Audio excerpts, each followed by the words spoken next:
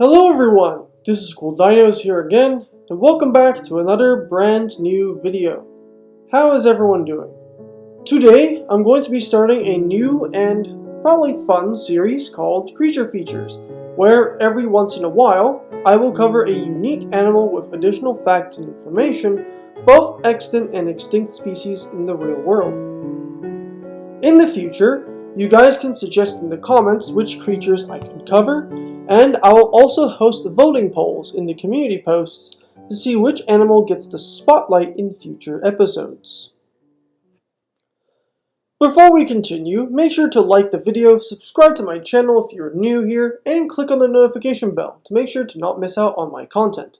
Subscribing is free, and it really helps my channel. I hope to reach 1,000 subscribers by the end of this year. And speaking of, we recently reached 200 subscribers recently. So that's very nice. With that out of the way, let's get to it. Today, we'll be covering a certain equine that has made an appearance in my latest Fossils and Archaeology episode from a little while ago, which you have probably seen or heard about before, the quagga. If you haven't heard about this animal before, then you will learn some pretty interesting facts, biology, and history of this animal. The quagga, or Equus quagga, is an extinct subspecies of the plains zebra that had once lived in its historic ranges of South Africa, primarily in arid to temperate grassland regions. Their main part of their range include the Karoo in Cape Province, as well as the Southern Orange Free State.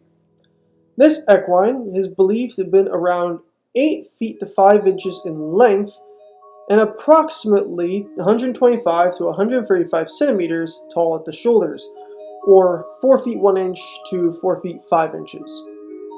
What sets them apart from other plains zebra subspecies is their noticeable white stripes towards the head, neck, and upper torso near the base of the neck, with significant reduction or lack of said stripes on the torso in general, with a more brown coloration across the body, especially on the torso and flanks. Stripes are also lacking or absent on the legs as well. There is a great deal of individual variation on aspects of coat color and pattern to a degree, as observed in 23 quagga skins, as well as 7 skeletons with some skull and foot bones, and a few taxidermy individuals that can be seen in museums worldwide. Quaggas often live alongside other fauna in South Africa that many of you are probably familiar with, such as antelopes like springbok, impalas, bonteboks, and springboks, associated with black and blue wildebeests or black and blue gnus, and ostriches, as well as live alongside other animals like elephants, rhinos, giraffes, and other herbivores, as well as your most well-known carnivores that would have preyed on them, like lions, spotted hyenas possibly hunting full-grown adults, and other predators like leopards and cheetahs potentially hunting younger quagga foals. Crocodilians also potentially hunt them from time to time when the opportunity presented itself at the water's edge in riverbanks, or when herds of quagga cross through bodies of water. These equines were first originally described as a unique species, Equus quagga, in 1778 by Dutch naturalist Pieter Bodaert. However, in 1902, a British zoologist, Reginald Innes Pocock, was probably the first to suggest that the quagga was perhaps a distinct subspecies of the plains zebra rather than a unique species. In 1984, the quagga's DNA was analyzed, and the first extinct species, or extinct animal, for said DNA to be analyzed, and a genetic study in 2025 had confirmed its subspecific status of the quagga, just as he had once suggested a little over a century prior. Up until that point, the taxonomic standing of the quagga was rather confusing and unclear for decades, even for over a century at the time. Prior to extinction, of all zebra subspecies, the quaggas were considered the most suitable for domestication. Now, you may be wondering why this is the case, as zebras are generally not well known to be a great candidate for domestication, due to their usually aggressive nature thanks to their strong fight or flight instincts, considering the ecosystems in which they are typically found in. However, of all zebra subspecies known, the quaggas were not only the most docile of all zebras, even friendlier in captivity than the Bruxelles zebra, but also rather hardy, as the horses imported by the Dutch, such as Arabian and Barb breeds, did not perform as well due to the harsh conditions of South Africa, combined with succumbing to the African horse sickness at the time. Unfortunately, the quagga faced getting hunted to extinction by people back in the day, especially by Dutch settlers combined with the indigenous people of the time, either for their meat or their skins, and said skins were either traded or exploited, not to mention they were also hunted for sport.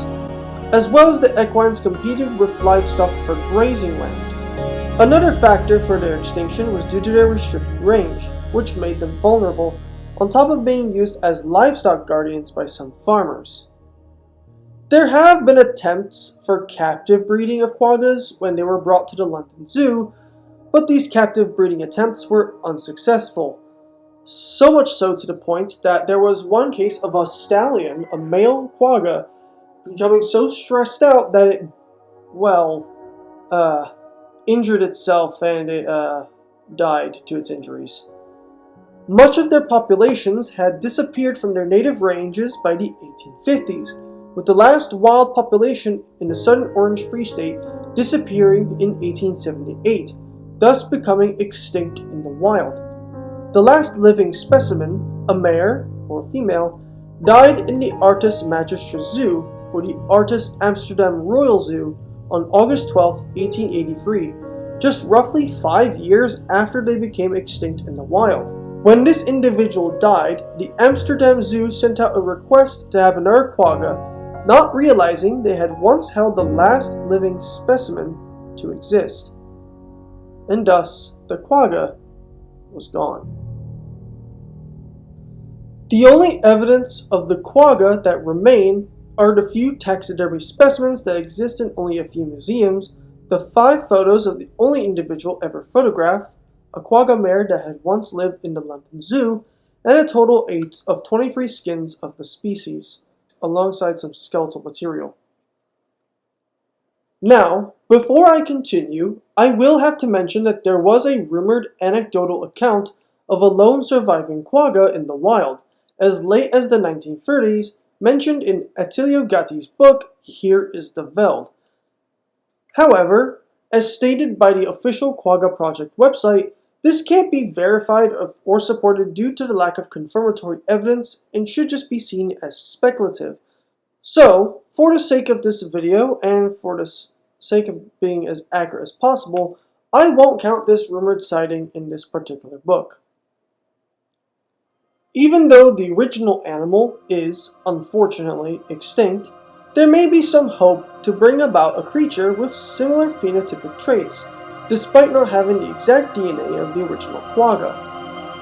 Founded in 1987, the Quagga Project is an attempt by a group of people dedicated in South Africa to technically bring an animal back from extinction using selective breeding methods on a select founder population, more specifically the aforementioned and related Bruxelles zebra, and reintroduce it into reserves in the quagga's former historic ranges.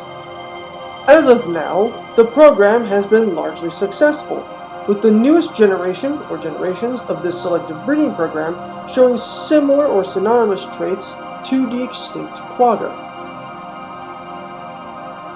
Additionally, one last fun fact, the name that I got is actually onomatopoeia for the sound that it makes, which many of you recognize from modern plains zebras today. I'll play it for you guys to listen to.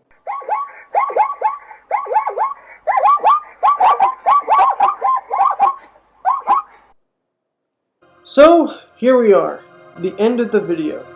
I hope you guys enjoyed this start to a brand new series.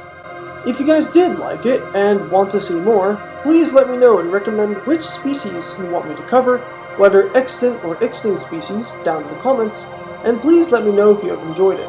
Who knows, it may just continue with more episodes in the foreseeable future. Also, I do highly recommend checking out the Quagga Project website and Facebook. Their work is amazing and goes into so much more detail about this project than what I've briefly described in the video. This and the links to the papers I've mentioned earlier will be in the description. One more thing before I go. The creation of this video, and this potential series as a whole, is inspired by informative videos by the Dinofax, Vividen, and from Dino Guy, as well as the occasional creature features from Uncle Ben in the Urban Rescue Ranch. Thank you so much for watching to the end. If you're new to the channel and enjoy my content, make sure to like the video, subscribe to my channel, and hit that notification bell to not miss out on any new content I make. I'll see you all in the next one. Bye everyone!